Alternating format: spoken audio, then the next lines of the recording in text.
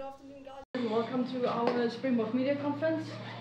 We're splitting it up into two sections so that SuperSport can broadcast this at 1 o'clock South African time, and then we'll bring Sasha in separately. So Rassie is going to be on for 20 minutes. Please get all the English questions in first.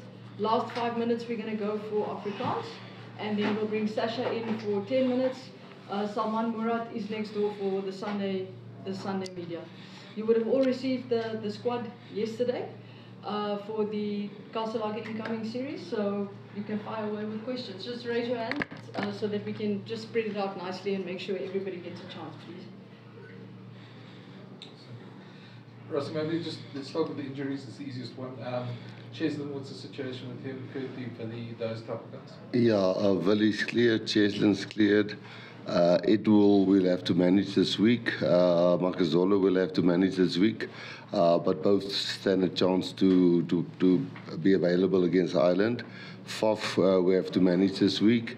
And then obviously the only other guy that won't be available who's training is Jasper out of the whole group. So it's those three. There's been a lot of talk, obviously, before this Test series. The Irish have reacted to some of the comments that people like Damon did in interviews, and Simon Zebo said, "You hate the Irish," in a podcast. Do you expect there to be a bit of needle in this game, given the history between the two sides? Well, if there's one team that's certainly got the upper hand, it just shows on paper that since 2016. I never want to make us the underdogs, and we don't want to be the underdogs. But I mean, the stats is there. We haven't beaten them since 2016. Then just on the Simon Zebo thing, I mean, he messaged me. People who know Simon Zebo would know he's a joke. He's a joker, you know. Every chance he gets, he makes a joke or a little crack here and there, and he immediately messaged me and says, "Listen here, that came out totally wrong. They totally didn't understand what I was trying to say." He apologized and said, "Must you go back on air and rectify it?" And I said, "No, man, it spiced it up. Let's keep it that way." Coach, next week the new rules come into full effect. You had a bit of a run this past week against Wales. What did you make of the new? No, it's not something big for us, you know. The scrum, I think there was 2 free kicks. I think we had 1 against us. So, you know, you just have to decide: are you going to slow that free kick down and kick it up and under, or if it's inside your 22, are you going to kick it out, or are you actually going to quick tap, or when it's close to the goal line, are you actually now going to do a set move, the old school moves, if you understand what I'm saying. And then, you know, the Dupont rule where the forwards must stand still, we've never actually done that where we advanced. It was only France that really did that, so that's not a big change. Then what's the other one? That's a big change.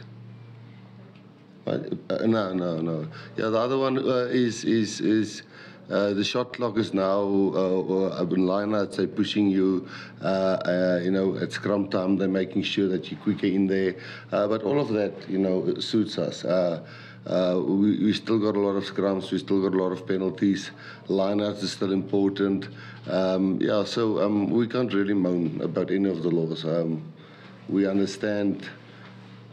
There was a few instances on, I wouldn't say foul play. I mean, what's his name? Kanan's was bad luck, but definitely a little bit reckless, you know. You can't just put your foot out there and hope he doesn't hit somebody's head. I think Bongi definitely also was lucky not to get a yellow card for when he went in there, when he made the tackle there. And then overall, I think we conceded 13 penalties, and on paper, Jaco Paper took it through all of us, all the penalties this morning, and there was definitely 7 or 8 that's avoidable.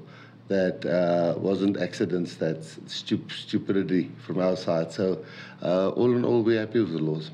So having played those new laws, you feel confident next week that you can have it under control, especially with Jaco Paper coming in and helping you guys? Yeah, he sits one-on-ones with the players, with the captain who was Peter Steff there, with Jesse who was vice captain, and then, you know, with the wingers to talk to the touch judges or the ARs, the Edwell on the one side, and then other wing on the other side, the props, how to communicate, those kind of things. So since the World Cup started, we've just changed our mind around, even though we're right, that doesn't mean you can be disrespectful towards the referees and ARs and everybody, and I think that helped a lot.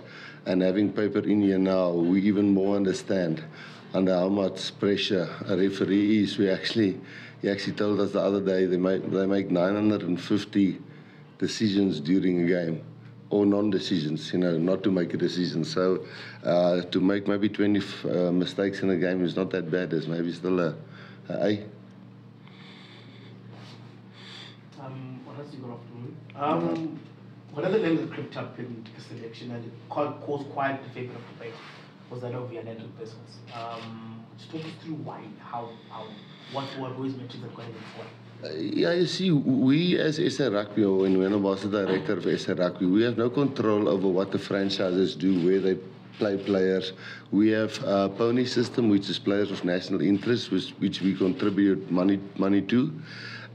When a player plays SA schools and he goes to a province and is in the under 20 setup, if he's good enough, he makes hopefully the previous year, our SA schools team and then our junior Springboks team, and he goes into the academy. And then, we even for a young guy, we give a pony contribution, sometimes just 100,000 or 60,000 or 150,000, and then you get the big rollers, the guys who win World Cups, who starts for you, like who's playing in South Africa, that we contribute a few million towards their salary. So Jan-Hendrik Wessels was one that we earmarked through our EPD system since 2013 when we started, and he was always a loose set. He also played locked. He actually played loose set with Andre Guventer at Grey. I think they're a year apart, but they packed next to one another. So we had Joseph Dweba now in the system for 4 weeks, 4 test weeks. He was involved. And prior to the World Cup, he was involved in alignment camps and normal camps. We now had Andre Guventer involved on a tour, on a match day, on a warm-up, on an alignment camp, on a training week, and in match week, and traveling. So we now know how that is. He's got that experience. Grobis is obviously one of the standout hookers. I don't think anybody can argue that the Bulls went the deepest in the competition, and their lineouts was definitely good. I don't know if it's Andries or maybe the lineout caller, but Grobis has definitely improved a hell of a lot, and is a straightforward third choice at this stage for us. But then the nice thing now about Jan-Hendrik is he's covering for you 1 and 2. Which makes the selection, if we go to 2027, it's not to say that Andre Guventer can't grab that number 2 jersey. It's not to say that Bongi is definitely still going to make the next World Cup. It's not to say that Malcolm's knee won't back up again. So what we're trying to do is expose guys to our Springbok environment as much as possible. Now, if you think about it, it's actually just 2 weeks that Jan-Hendrik Wessels is with us, and will be with us, and then maybe he might play against Portugal.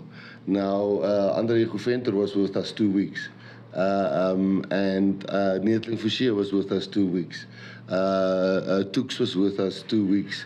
When we go to Durban, we're just going to pull him in. Sometimes during this week here, we might just draft a player like Kean Horn in and come and train with us here. So, because they're local, it doesn't cost a lot of money. So, the group is 39, but the group is actually 46, because we are preparing not just for Ireland, we are also preparing for Portugal. We picked, I think, in total 54 or 50 players in the squad yesterday, in the standby squad. Yeah. And yet still on social media there's some discussions about who didn't make it and who was unlucky. Is this probably the healthiest the Springbok rugby's been in terms of depth since you've been around? Yeah, well, I must say, I love it when the people get into it and have their opinions. It shows that they watch rugby and they follow rugby and they they know that they know the game, and sometimes they make you think. Of course, when you look at four hookers, it looks stupid, but he's not just a hooker; he's a loose head also, and we're going to use him at loose head and as hooker, and that unfortunately for a guy like Tux. Ntutuku, who played for us, and he played really well. He's going to miss this week and next week, but then the week when we play in Durban, he's going to train again with us there. Not to say he's going to play in a test match, and then the next week it's a Portugal test match. So I fully understand if people who's not part of our setup, sometimes things look a little bit weird. Again, it looks like 4 scrum offs, but Faf does have a niggle. So we actually have 3 scrum offs there just to cover Faf. There's guys that we've put time and effort in through our EPD systems, not just financially, but IP-wise during the under-20s by Bafana and by Louis Kunda, performance manager.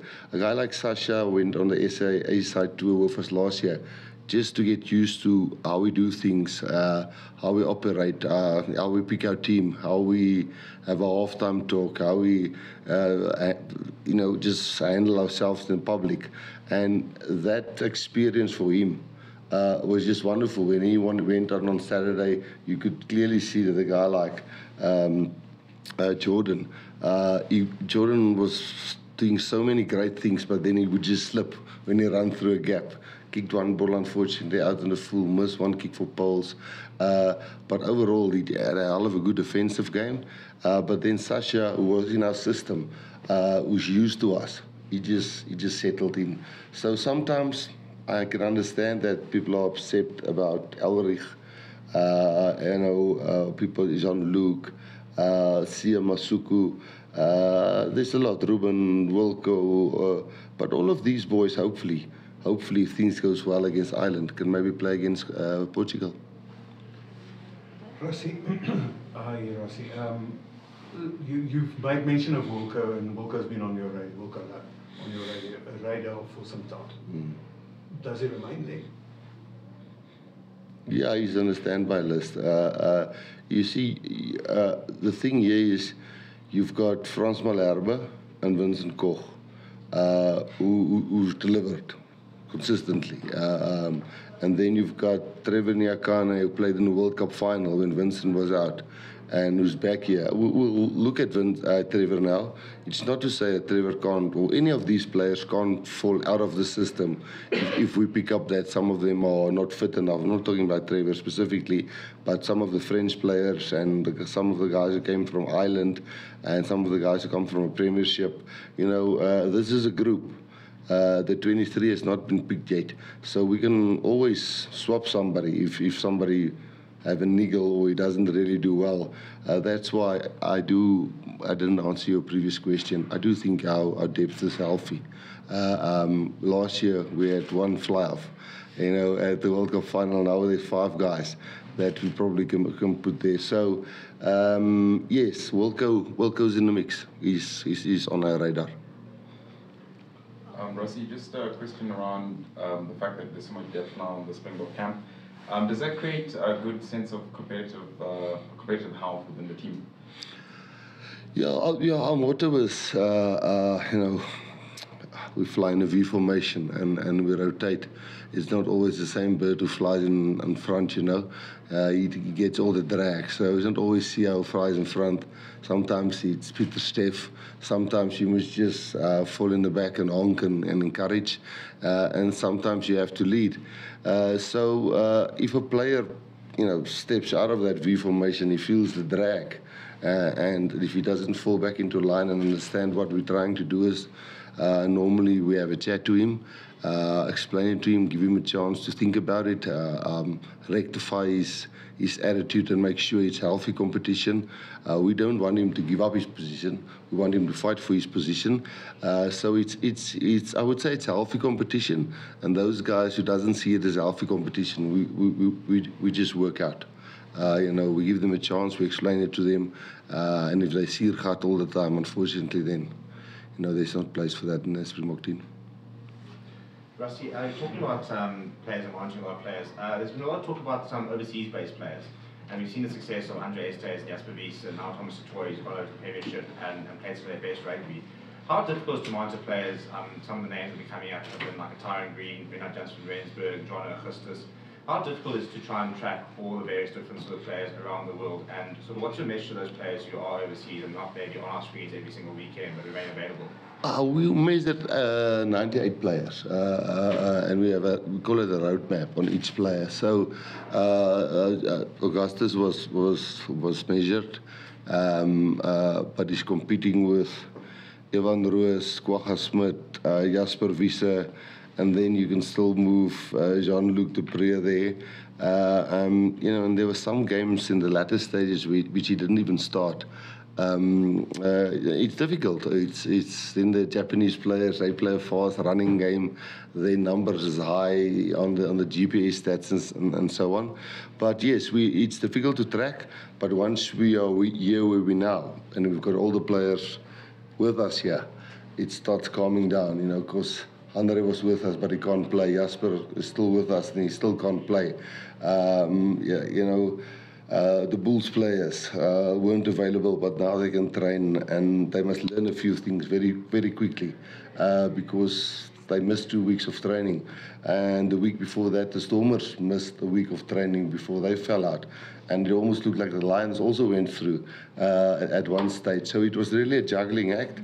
But now it's all settled. We know who's injured. We know a guy like Canan Moody will be ready for the Irish second test. There's not a lot of guys. Stephen Kitchoff, John Klein, Cameron, Jordan, Henku, and Damien will be out for Irish series, but Canan might play that second game. Rusty, you mentioned roadmaps and growing with players to EPT systems. How do you then juggle rewarding that persistence and then also rewarding current form? Yeah, current form is also, I don't want to sound wise or say I know all the answers. I'm just saying current form is when you play against a team and you play brilliant, you must also take in account who is that team that you are playing against. So teams that play in the European Cup play against much better opposition than teams that play in the Challenge Cup. It's just a fact. People must just understand that. The level of those two competitions are massive. So for a team to win the Challenge Cup is fantastic for the Sharks. I mean, because they struggled in the URC. And it actually shows for a team that lost 7 games on the trot, or 8, and then we go and win the Challenge Cup. It just shows you how far the URC is behind the European Cup, if we can call it that way. So the small things we track is your work rate, is your tackle efficiency, is your clean-out technique, is your passing skills. People look at stats, that's easy, and I'm not saying it's wrong, but they look at stats as how many kicks are over, how many tries were scored, how many meters were made. But that is stats, that's the result of other hard work, of fundamentals, of cleaning out a breakdown, of scrumming well, of knowing your calls as a fly-off. And talking about the EPD system, guys who's gone through that, and I guess you're referring like a guy like Sia Masuku, I guess that's what you're referring to. Jordan is one of the players who didn't always was fully in the EPD system, and you could just see him struggle, but he was part of the EPD system at stages. But you could see Sasha just slotting in because the under-20s had the same game plan. So Sia is definitely not too old. He's 27, 28. When the World Cup's there, he's 32. That's Johnny Sexton was 38 in the World Cup, so he can play another 2. But we must give him more time to settle, more time to get used to the Springbok way of doing things. Again, when we're in Durban, we'll get him into the mix there, having trained with us and hopefully throw a few flyers there into the Portugal test match. Last English question over there, and then Afrikaans guys, please. Coach, just quickly on Sia Kolisi. A few weeks ago, his club owner had some very critical words about him. Now that he's back in the system and you've seen him and you've assessed him, Where is he in his fitness? Is he going to be good to go against Ireland? Yeah, no, Sia will be captain, and Sia will play six flank, and Sia's fit, and Sia's got no injury, and Sia's not fat, and Sia's not transparent. Afrikaans? Any Afrikaans, or should we continue in English? Quick English one. Yeah, goeie Engels. When you look at the Ireland and Portugal series in particular, with the Welsh test aside, how do you now balance the priorities of winning that series, but also putting in the preparatory steps for the next World Cup?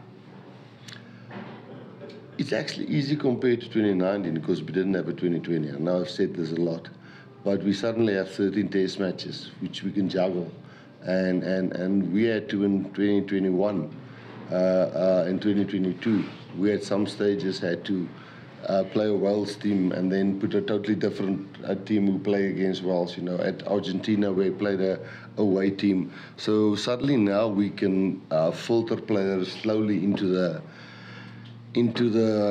oven and see if they can come out all right on the other side. You know, I will never forget. I played with a few players. I remember Gaffie de Tooy was one player that he just got thrown in there in New Zealand and his career was over. You know, so we really lost 2020 and we couldn't build a hell of a lot. But we now have 2024 where we have games like the Wales game where we could try 4 players. Now we've got this series where we've got 4 new players also. And then suddenly there's 8 new ones. And then you've got the Portugal test match. Then you might try 4 or 5 players again, and all of a sudden you've had 50 new players who's caps already. And then obviously Ireland's massive. It's the biggest competition for us this year. But then after that it's the Rugby Championship, and you know there you will actually pick the players that really did well when they got the new players who got their chances when they played against Wales and when they played against Portugal and when they played against Ireland. So it's a not much easier system to have than the previous World Cup cycle. Okay, last question, guys, and we're bringing in Sasha. Rossi, just a question around Malachi Fekitoa took to Twitter after the game, talking about how Tony Brown's work is sort of like visible and the shaping and the attack and the shape and attack. I just wonder how you've found his influence as an attacker. Both Tony and Jerry. And Jerry conceded 1 try. It was the line, that was their line out. We won the ball and then they bounced into their hands. They could have scored 2 other tries. One, Edwell did fantastic defensive works there. And yeah, a few times we were on our try line. They really played territorially well. But then I thought Tony's feel for the game and his understanding, not that Felix was awesome. He's one of the best coaches I've worked with, but Tony definitely brings a little bit of a more naturalness, if I can call it that way, to our attacking game with certain principles. And then, so he scored 5 tries, which is great for him. And then on Jerry's side, we only conceded 1, which is great for him. Yeah, and then Sasha came on and he kicked really well. I mean, I know Jordan missed one, so Tony helps the kickers out. Stocker does the off-the-ball work. He does really well. Dion did pretty well in his line-outs. Dance scrums went okay. Did I miss someone out? No, so overall, I think everybody is pulling their weight. Awesome. Thank you, Rossi. Thank you, guys. You can just